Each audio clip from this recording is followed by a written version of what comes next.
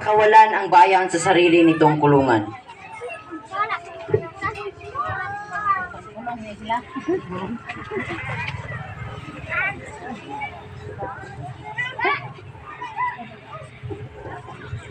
May dala akong mensahe galing sa kataas-taasan. Pakawalan ang bayan sa sarili nitong kulungan.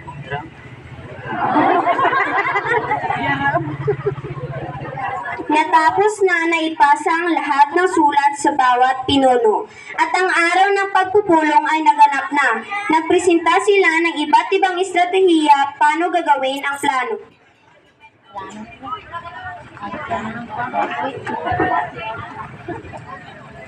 Magandang hapon sa lahat.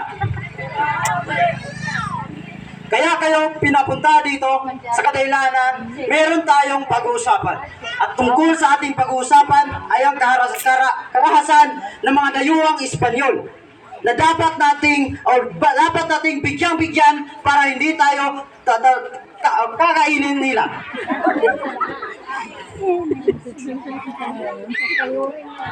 Tama. Sa lugar namin may nagsalita ng wikang Filipino. Ang aking mga kasamahan ay kanila agad itong ipinakulong. Huwag nating hayaan na sakupin at aginin nila ang ating inang bayan. Tama! Dahil hindi na!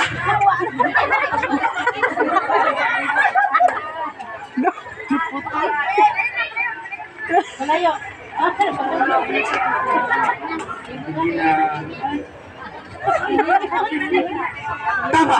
Dapat na natin silang patayin para hindi na sila magaling sa ating lugar! Malakas sila! Maraming mga armas! Paano natin sila tatalunin? Meron kasi akong narinig ng mga balita na meron daw pagpupulong ang mga dayuhang opisyal sa Balintawak. At sa panahon ngayon, doon natin sila bubumuhin at tatapusin. Kaya, ano pang hinintay natin? Magplano na tayo para kung ano ang ating gagawin sa ating paghimagsik.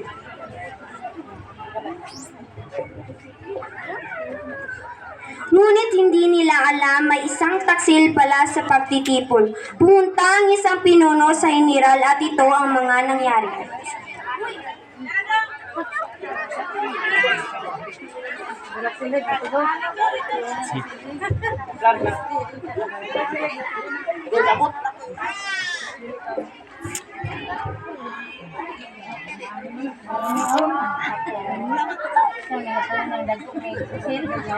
General, meron akong nasagap na impormasyon mula sa aming bandal na pagpupulong. Tengo información de nuestra rebelión y esa información es frecuencia.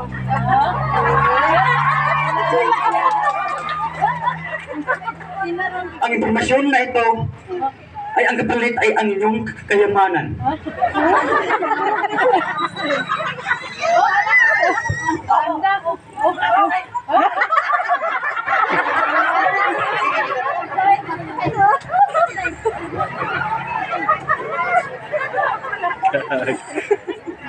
Dumating na ang araw ng pagsalakay.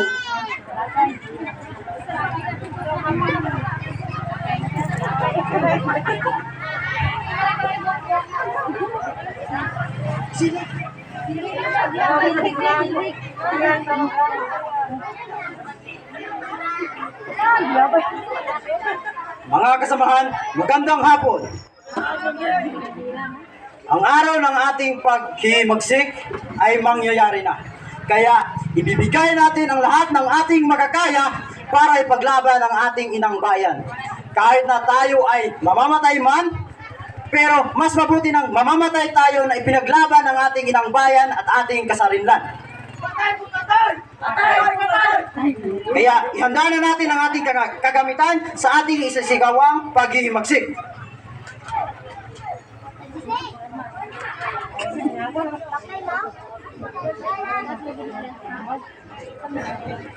Pinuno, wala pa po ang ating isang kasamahan. Bahala na. Basta ang importante, ang ating paghihimagsik ay mangyayari na at nakatakda. na sa araw na ito. At dapat matapos rin sa araw na ito. Kaya ikaw, maghanda ka na kung ano ang iyong madadada.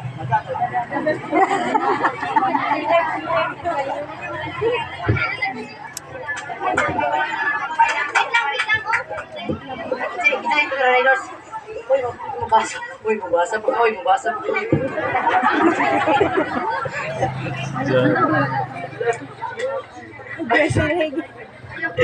Lego na ko na.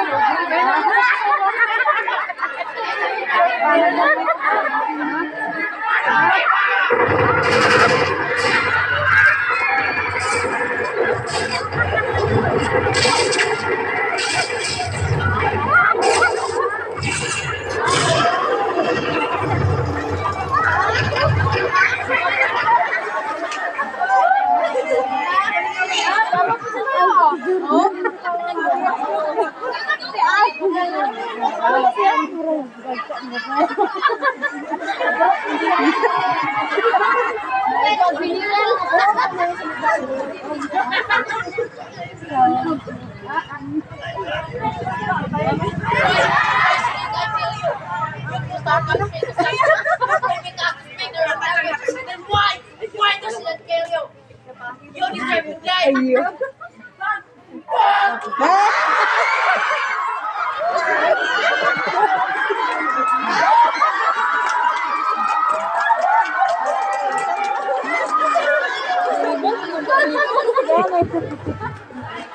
Nyara.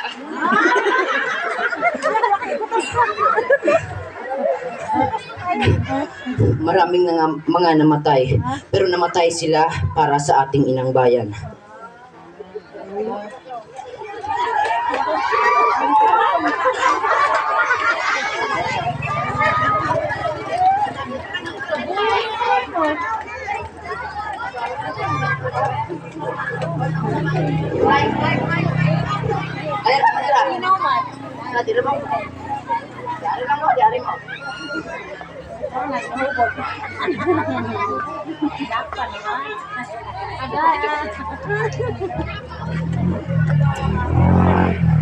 At yun mga bata, ang kwento ng ating bayan kung bakit tayo naging malaya.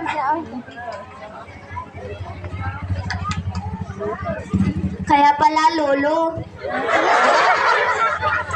Pa, kukunin ko na yung mga bata.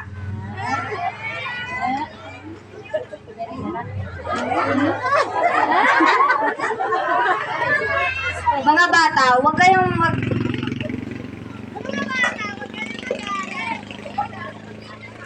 Mga bata, dyan lamang kayo at ako ay may bibili. Ako